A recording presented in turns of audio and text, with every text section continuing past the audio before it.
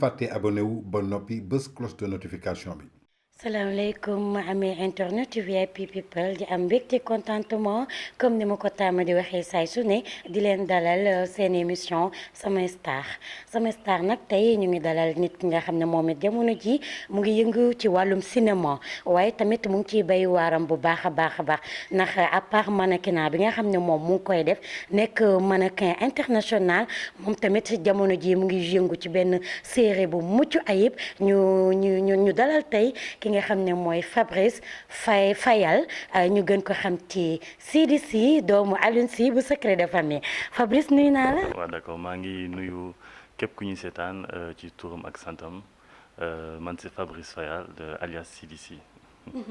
D'accord comme ni ma leen ko waxee de lantam nee naa leen jamono ji mu ngi béy waaram ci wàllum cinéma ba ñëpp apprécier ko lool mu joué nag rôle bu am solo ci secret de famille ndax nee naa la nekk doomu borom alal dafa metti rawatina nag situation yi nga xam ne jànkonteel na ko mais Fabrice avant loolu dama bëgg nga wax sénégalais kan mooy Fabrice Fayal. D'accord bon xam naa ne wax ci sa bopp c'est assez compliqué. Mais je dirais que Fabrice Fayal, c'est un jeune Sénégalais de père capverdien et de mère sénégalaise. Souvent, on me pose la question à savoir ndax dëggantaan sénégalais là ou pas ndax ni may waxee tout ça. Mais tey manqué leeral je suis effectivement 100% sénégalais bon je dirais pas 100% mais à 50% sénégalais fii laa juddoo fii laa màggee fii laa yaroo sama papa portugais la sama yaay sénégalo-capverdienne la donc d'où ce beau métissage. Donc voilà, mis à part ça, je suis, je dirais, graphiste de profession. damay yëngu lépp ci lépp lu doon ci communication charte graphique logotype communication digitale ci loolu lay yëngu daal. Mais maa ngi dugg ci milieu audiovisuel yàgg na yàggul depuis 2014. Si laa commencé, j'ai commencé en tant que mannequin. Après, de fil en aiguille, je suis devenu modèle, j'ai fait des publicités, j'ai fait des clips. Et récemment, j'ai commencé dans le milieu du cinéma. D'accord. Ça fait tout juste un an. nan nga def ba dugg ci série bi nga xam ne mooy secret de famille casting la wala dañ la xool gis sa profil mu neex leen mu bokk ak profil bi nga xam ne soxla nañ ko ñu woo la nan la demee exactement. En fait, c'est un ami qui m'a contacté. Il s'appelle Abba, je le salue au passage. dama jékki-jékki toog benn bés mu woo ma ne ma copain dama la soxloon ma ne ko ah bon qu'est-ce qui se passe mu ne ma ouais c'était pour un projet de série et tout quoi donc on avait besoin d'un acteur principal donc sama xel dem ci yow ma ne ko li nga def moom franchement nice na mais man je suis pas trop chaud mu ne ma lu xew ma ne ko non parce que souvent j'ai eu à faire j'ai eu à jouer dans des projets qui sont mornés maanaam fu mu commencé ak fu mu arrêté benn la woon donc dafa demoon ba après je disais que ça servait à rien quoi tant que gisuma projet bu qui en vaut la peine du ma ci dugg quoi mu ne ma non ñëwal c'est un truc franchement très intéressant boo ñëwee di nga gis c'est là que ok je suis parti j'ai fait le casting enfin avec le producteur qui Rouguay je le salue au passage mon profil lui a plu donc il a bien apprécié ma personne et tout ça donc il m'a proposé le rôle et j'ai accepté c'est comme ça que ça s'est passé. Fabrice ak Sidy Sy, il y a une très grande différence ou bien. Il n'y a pas une grande différence. Voilà, différence yu bëriwul entre Fabrice ak Sidy Sy mais c'est vrai que le Sidy est beaucoup plus timide que le Fabrice. Waaw Sidy est plus timide que Fabrice mais n'empêche Fabrice c'est quelqu'un qui est quand même de base très timide mais comme ni ma ko doon wax c'était pas facile au début bi ma duggee ci série bi parce que je suis plutôt francophone que wolophone mais j'ai quand même su m'adapter et su essayer de faire de mon mieux pour parler wolof tout en parlant français pour que les gens puissent comprendre ce que je dis et tout voilà quoi mais franchement c'est une série très intéressante sénégalais ñu ngi koy seetaan ñu ngi koy cons et de par les commentaires sur les réseaux de par le bouche à oreille de par les gens qui me voient dans la rue et qui m'interpellent et qui disent de bonnes choses de la série ça se voit que vraiment c'est une série que les Sénégalais portent dans leur cœur. série bi maanaam rôle bi nga xam ne joué nga ko fa mu nekk rôle bu am solo rôle bu am importance nan la def déjà.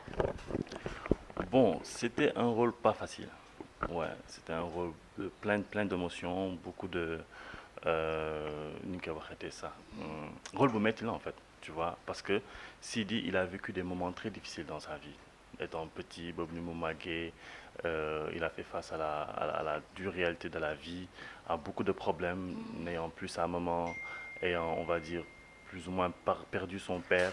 Après, c'est vrai qu'il a été adopté par quelqu'un d'autre, mais quand même, il n'avait plus cette liaison avec sa vraie famille, quoi. Il ne l'avait plus. Donc, c'était quelque chose de très difficile voilà, pour Sidi.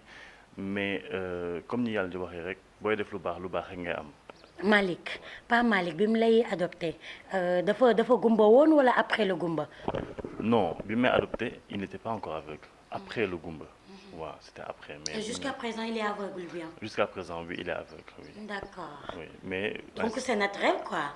Non en fait dafa am feebar cataracte bi nag moo ko daaneel ba après il ne voit plus. Non hors de la série laa bëgg a xam. Ah non non non hors de la série non il voit. Non mais il joue très bien là. Il voit non c'est pas un aveugle de. Je vais penser que c'est un aveugle. Mais ñi ko foog bëri nañ ñi ko foog bëri nañ trop mais c'est quelqu'un qui joue très bien son rôle. Non machallah. moo tax it nit ñi dañu foog. Il est extraordinaire. Ouais il joue très bien mais il n'est pas aveugle wax nañ ko nag. Moi je vais penser qu'il est aveugle de nature. Non non il n'est pas aveugle du tout non non. Sa relation ak sa nijaay ak sa famille papa surtout sa sœur bi nga xam ne moom daf laa collé mais casting boobu moo jaaxal sénégalais yëpp parce que dañoo gis ne Sidy Sy ak Aïcha dañoo nduroo non seulement nduroo nañu waaye yemuñu ci loolu de sa papa bi nga xam ne moo la jur dëggantaan bi mu ñëwaatee gars yi dañoo apprécier nit ñi jéem nañu maanaam def nañ casting de vrai. Bah mais casting bee jaar yoon rek casting bee jaar yoon c'est vrai que beaucoup de gens pensent que man ak Aïcha réellement nous sommes frères et sœurs et pourtant bokkuñu dara c'est une amie c'est une collègue que je salue au passage mais bokkuñu dara casting bee jaar yoon même sama papa quand il est venu benn ngeen yéen ñaar. loolu nit ñi di wax de nee nañ daal njuróon nañ est-ce que du sama vrai papa sax. ma ne leen non du sama vrai papa. mais casting bee jaar yoon. Mais c'est sa tout. relation ak sa rak. Oui, ma relation avec ma petite sœur au début c'était pas facile parce que elle avait cru que j'avais abandonné. dama demoon bàyyi ko et tout ça alors que moom xamuloon nu mu fa demee woon. Non je l'ai pas abandonné.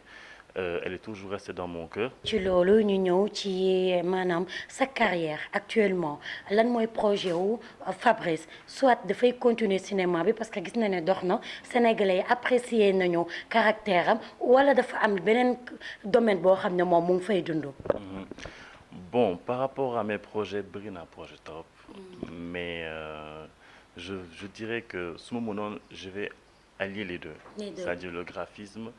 Et ma carrière d'acteur. Mais malheureusement, ce qui se pose, c'est le problème de timing, le problème de temps. Parce que quand tu travailles en entreprise, tu es au bureau de 9h à 18h. Et lorsque tu dois tourner, à tout moment, on peut t'appeler pour tourner. Donc, ça m'a... Loolu tax na tey jii nii am na ay casting yu bëri yoo xamante ne que j'ai pas pu... Je suis parti, mais j'ai pas pu être sélectionné à cause de ma disponibilité. Parce que j'étais validé. Mais à la fin, lorsqu'ils ont su que je n'étais pas si disponible que ça, mes heures n'étaient pas si flexibles, ils se sont retirés. Puis après, j'ai compris, donc c'est pas de leur faute, c'est ma faute. C'est pas évident, mais bon, on essaie de voir comment faire pour allier les deux. Heureusement, à Yes Dakar, ils sont très compréhensibles de par du fait que je travaille en entreprise. On tourne souvent après mes heures de travail ou bien durant les week-ends. Mais voilà quoi, pourquoi pas, si d'autres projets pointe le bout de leur nez, si possible, je vais... D'accord. ñu xam série bi lan moo la ci gën a neex ak ban séquence moo la ci gën a naqari. Série bi lan moo ma ci gën a neex séquence yu bëri neex nañ ma de mais su ma xoolee bu baax je dirais sama réconciliation ak Swadou. ak Aïcha. ak sa rak. waaw ak sama rak waaw sama réconciliation bi partie boobu moom ma ci gën a neex léegi partie boobu ma ci gën a naqari je dirais mooy bi ma dani di boxé. bi la dani di dóor. waaw bi ma dóoree voilà ba ma daanu ci suuf bi nekk sama kaw mu pënd foofu moom neexuma trop. mais bi nga ñëwee ñu ne la yaay directeur entreprise bi sa xarit bi par exemple tey nga ñëw rek mu nekkoon surprise ci moom ndax moom mu ngi la doon xeex déjà ci entreprise bi mu ñëw à sa grande surprise yegg si rek ñu ne ko ki nga doon xeex mooy sa directeur parti boobu nan la def. nag gis nañ la nga ñëw li muy yambar yëpp jour boobu da nga ñëw ñàngal aaral xool ko biiñ tourné waat. Non mais j'étais content parce que il avait cru qu'il avait le dessus sur moi alors que c'était pas le cas mais ce sont des choses qui arrivent lu nit ñi di dund la c'est des choses qui se passent vraiment dans les entreprises et série bi wane na ko donc mais ça veut pas dire que quand tu as le bâton da nga war a dóor ki ngay jekku non non non man dama koy bàyyi avec sa conscience rek moom xam na instant man xam naa jarul may egg ci yenn détails ak moom de façon du ma ko daax ah day yomb trop foog mu toog ba pare mu woon ko àddina nan la fa demee dañoo matérialiste muy doomu waaju baax ji après par la suite ci la dajee ki nga xam ne moom mooy rayon de soleil am ah di sa xarit nga xam ne mënoo dem bàyyi ko moom it mënul dem bàyyi ko sa relation ak sa copine Viviane ah sa âme sœur. waaw Viviane c'est ma chérie c'est mon bébé xam nga sama lépp la daal ci biir série bi waaw on a une relation très spéciale on est très complice au début moom ma gisal boppam bëggal ma man j'étais un peu voilà j'étais un peu gêné du fait que voilà c'était ma patronne hein, du fait qu'elle était un peu plus âgée que moi ça me laissait un petit peu dubitatif mais je me suis dit après bon jigéen la loolu l'amour n'a pas d'âge quand on aime on ne fait pas attention à ce genre de détails et lorsque je me suis laissé embarquer dans cette histoire il s'est avéré que j'ai commencé à ressentir des sentiments pour elle et chose qui m'a étonné si je suis fiancé ou quoi bon écoute loolu est-ce que mën naa ci mën a wax ci télé bi nii non war nga ci mën a wax kay tu es fiancé ou pas bon je suis pas marié c'est vrai je suis pas encore marié mais je suis avec quelqu'un ouais je suis en couple ouais d'accord kon donc jamono ji da ngay mettre en garde xale jigéen ñi ñu moytu daal xam ne yow fi mu ne nii moom jël nañ la ba pare am nga borom am naa borom waaw am naa borom donc maa ngi nii daal xale jigéen ñi la nopp nag à travers la série lan nga leen di wax ah bah écoute c'est un rôle c'est un personnage est-ce que Fabrice lañ nopp dëggantaan est-ce que du Sidi lañ nopp waaw mais Sidi si lañ nopp mais ñoom xam nga Sénégal yi fi mu ne nii ñun dañuy dund série ba dañuy fàtte ne foo la dañuy yaakaar ne réalité la donc ñoom même bu fekkee ne nobbuñu Fabrice Sidi si muñ nopp tey boo génnoon fii ne yaa ma gën a xam waaw gars yi dab la waaw loolu moom dëgg la bu ma génnee bon il m'arrive que ñu may interpeller et tout wala parfois ci réseau yi affaire yooyu noonu mais bon je me dis que c'est seulement le personnage qui les intéresse et non la personne parce que xamuñu ma ñoom Sidi lañ xam Sidi la ñuy gis ci télé bi xamuñu réellement kuy Fabrice donc je me dis qu'elles sont attachées plutôt à ce personnage là qu'à moi ma propre personne mais bon écoute ce sont des choses qui arrivent da ngay gis nit nga fan ko mu neex la doo ci mën dara ce n'est pas de ta faute c'est tout hein c'est man je prends pas mal le fait que voilà genre yooyu noonu di am non pas du tout. Voilà c'était votre émission préférée comme ni ngeen ko déggee rek Sidi si lañ leen indiloon tey ñu gën ko xam ci Fabrice Fayal yaakaar naa ne waxtaan bi neex na leen lool te tamit jëlee ngeen ci njëriñ di leen jox dig daje beneen yoon beneen gox ak beneen i ndaanaan merci beaucoup. bu leen fàtte abonné wu ba noppi bës cloche de notification bi.